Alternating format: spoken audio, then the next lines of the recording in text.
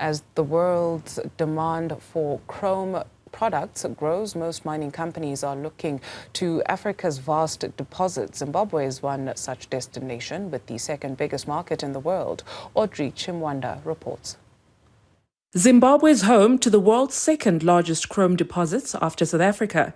With a 12% share of global reserves, according to industry experts, Zimbabwe's chrome is of a higher grade than that of its international counterparts. Zimbabwean chromite is traditionally extremely good quality. So we're producing here about 50% plus concentrate, and we try and get our silica down to less than 2. Particularly for the alumothermic operation, we produce a less than 1. And while the Zimbabwean government recently announced an end to load shedding, companies such as African Chrome Fields in the Midlands province haven't been able to receive their allocated distribution from the country's power utility. But like most businesses, they've had to make contingency plans.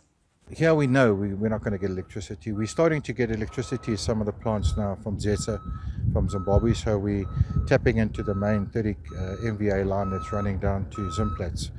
They've given us a concession on that.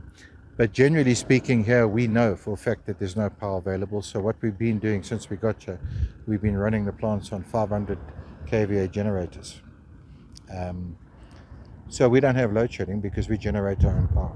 As part of its corporate social responsibility program, African Chrome Fields has constructed and refurbished classroom blocks in the Zimbabwe district, and the locals now have access to clean water, clinics and housing. Community, especially the learners, has benefited from this kind of initiative through provision of classrooms, provision of water, through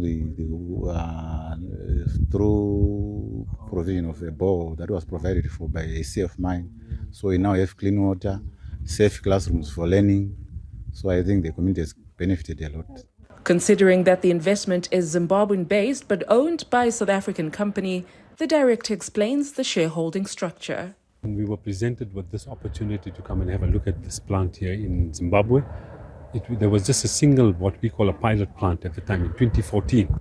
While questions still linger regarding Zimbabwe's investment policies, some multinational companies have decided to take the risk and make Zimbabwe their investment home.